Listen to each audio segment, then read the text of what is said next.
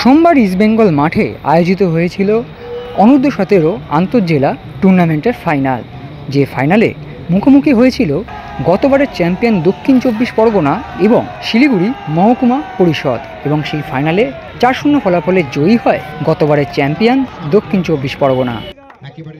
और ये धोनी की हुई जी गजब ग्रिप कैसे SRMB जैसे SRMB TMT बार की विंग ग्रिप टेक्नोलॉजी सीमेंट के साथ बनाए मजबूत पकड़। Grip is important. বর্তমান সময় আইএসএলে বাংলা স্থানীয় প্লেয়ারদের অভাব থাকলেও স্থানীয় প্লেয়াররা যে ক্রমাগত উন্নতি করছে তার নিদর্শন দেখা গেল এদিন ফাইনাল ম্যাচে, যেখানে দুই দলেরই অসংখ্য খুদে খুদে ফুটবলাররা নিজেদের প্রতিভা তুলে ধরলেন সমর্থক সদস্য, আইএফের সদস্যগণ এবং প্রাক্তন ফুটবলারদের সামনে।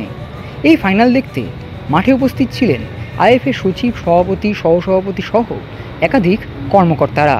এছাড়াও উপস্থিত ছিলেন প্রাক্তন ফুটবলার মিহির বসু, জামশেদ নাসিরি, প্রশান্ত চক্রবর্তী, অমিত ভদ্র সহ একাধিক প্রাক্তন ফুটবলাররা।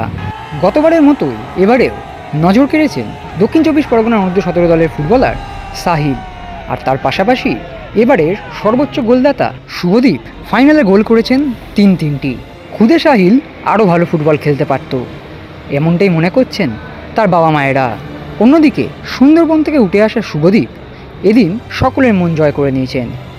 শান্ত প্রকৃতির ছেলে শুভদীপ মাঠে কিন্তু ফুল ফুটিয়েছেন। কি বলছেন তারা, চলুন শুনে নেওয়া যাক।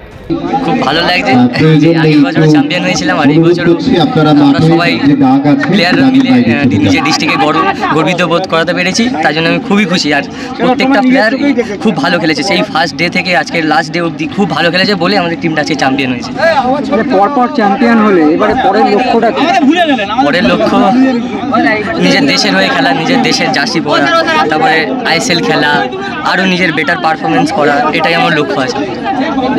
আজকে ফাইনালে হ্যাটট্রিক করেছো এবং এই মুহূর্তে আগে তোমার অনুভূতিটা আমি জানতে চাই। খুবই ভালো লাগছে হ্যাটট্রিক মেরে বাবার মুখ উজ্জ্বল করেছি। ও হ্যাটট্রিক করেছে তো কেমন লাগছে আপনার? খুব ভালো লাগছে আমার, মোটামুটি ছেলে আরও উপরে উঠুক এটাই আমি আশা করি। ছেলের যে চ্যাম্পিয়ন হওয়া, তার আগে যে কঠিন লড়াইটা ছিল সেইটা নিয়ে এর আগে ও বেঙ্গল খেলেছে, বেঙ্গলেও ম্যান অফ দ্য ম্যাচ ছিল, বেঙ্গলেও ইয়ে করেছে যে ট্রফি, বিসি রায় ট্রফি যে হলো না, ওতে ও মোটামুটি man of the match champion হয়ে এবং পেপারেও দিয়েছিল।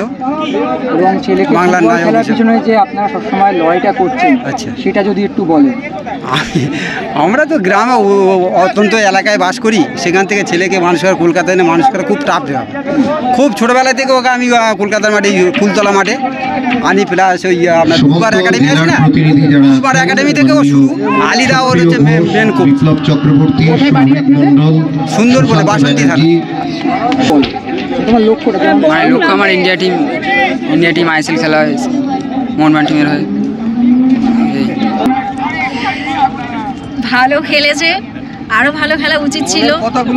যতটা আমরা আশা করেছিলাম তার থেকে সেই আশা আমরা পাইনি, মানে সাহিল সেরকমটা খেলতে পারেনি।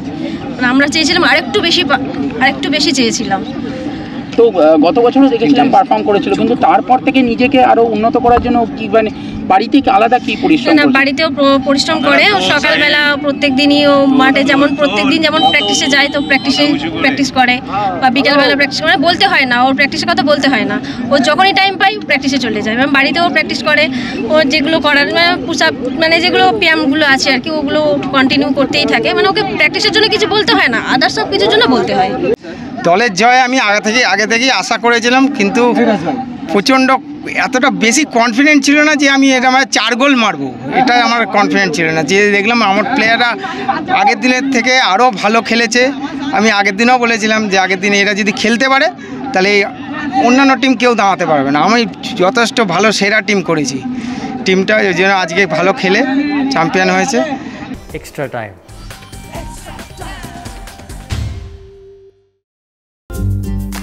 লেটেস্ট নিউজ আর এক্সক্লুসিভ ভিডিওর সঙ্গে আপডেট থাকতে এখনই সাবস্ক্রাইব করুন আমাদের ইউটিউব চ্যানেল। বেল আইকনে ক্লিক করতে ভুলবেন না যেন।